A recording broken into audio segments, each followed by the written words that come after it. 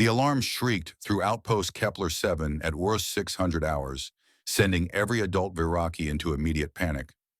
Three cubs were missing from the nursery dome, and on a frontier world where the forest teemed with acid-spitting serpents and gravity-warping predators, that meant certain death.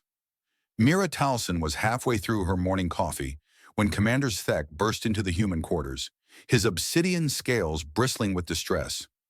The Viraki were apex predators themselves, 8 feet of muscle, claws, and bioengineered lethality, but even apex predators feared for their young. Human Mira, Zathek's translator crackled. The cubs! They've breached the perimeter. Mira set down her mug with deliberate calm, a gesture that made Zathek's secondary eyelids flutter in confusion. Humans had this unsettling habit of becoming calmer during emergencies, a trait the Viraki found both admirable and deeply unnerving. How long? She asked. 2 hours, maybe 3. Mira was already pulling on her tactical vest. I'll find them. Zithek's head crest flared in what might have been gratitude or disbelief. The forest will kill them. Kill you. Maybe, Mira said, checking her scanner, but I'm good at not dying. It was the kind of statement that had earned humans their reputation across the galaxy. Not braggadocious, just matter of fact. Humans didn't boast about surviving. They simply did it, with a stubbornness that bewildered species who understood self-preservation as a calculated risk assessment rather than a personal challenge. The forest was a nightmare of bioluminescent fungi and carnivorous vines. Mira moved through it like water, her scanner sweeping for the cubs' biosignatures. The Viraki were obligate carnivores, their young even more so, aggressive, fearless, and utterly convinced of their own invincibility. A dangerous combination when paired with curiosity. She found the first clue 30 minutes in, a torn piece of nursery fabric caught on a thorn branch. Then claw marks on a tree trunk, too small to be adult. The cubs were playing, which meant they hadn't realized they were lost. Yet, Mira followed the trail deeper, her hands steady even as something with too many legs skittered past in her peripheral vision. Humans had evolved as pursuit predators, and that ancient patience still thrummed in her blood. She could track all day if needed. The scanner beeped. 3 signatures clustered together, stationary. Mira approached the coordinates carefully, hand on her plasma pistol. Not for the cubs, but for whatever might have cornered them. What she found instead made her stop short. In a small clearing, 3 Viraki cubs sat in a circle. At the center was her missing supply pack, torn open like a birthday present, and scattered around them in various states of consumption were her emergency rations, specifically her chocolate bars. Krabi Munchpaw, she recognized him by the distinctive white patch on his snout, had accumulated the largest pile. His small claws clutched at least 5 wrappers, and his muzzle was smeared with telltale brown residue. The other 2 cubs, smaller and clearly less dominant, were trading pieces of protein bars like precious currency. Oh no, Mira breathed. All 3 cubs froze, their predatory instincts kicking in. 6 eyes locked onto her with the intensity of laser sights. Then Karavi's tail started wagging. Human! He chirped in broken standard, his translator still in learning mode. Human, bring more treat foods? Mira knelt slowly, trying to assess the situation. Chocolate was toxic to dozens of species, but the Viraki?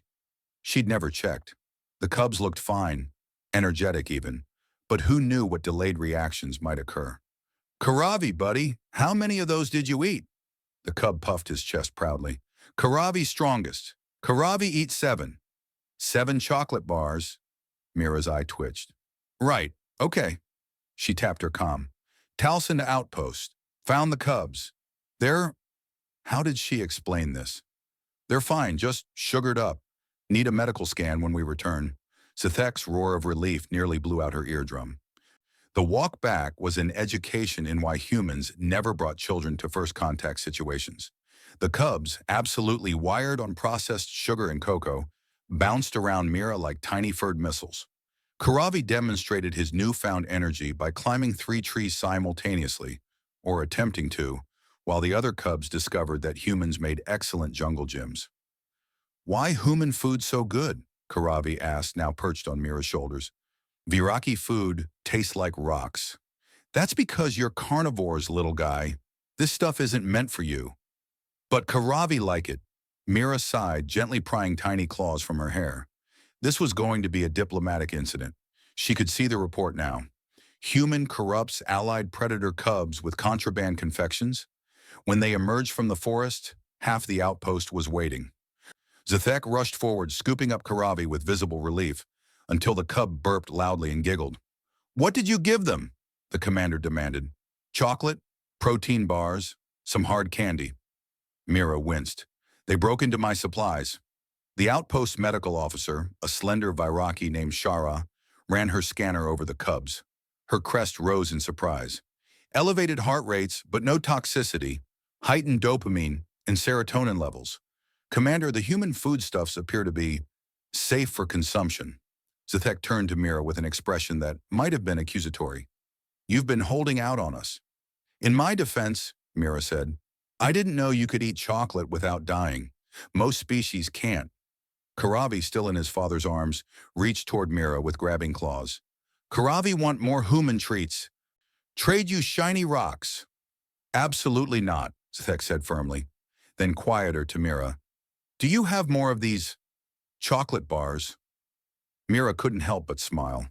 This was how humans had always worked their way into galactic society, not through military might or technological superiority, but through the simple, universal language of really good snacks.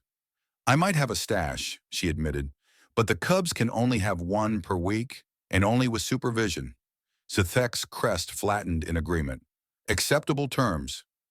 As the group returned to the outpost, Karavi clutched his new human friend's hand, already planning his next raid.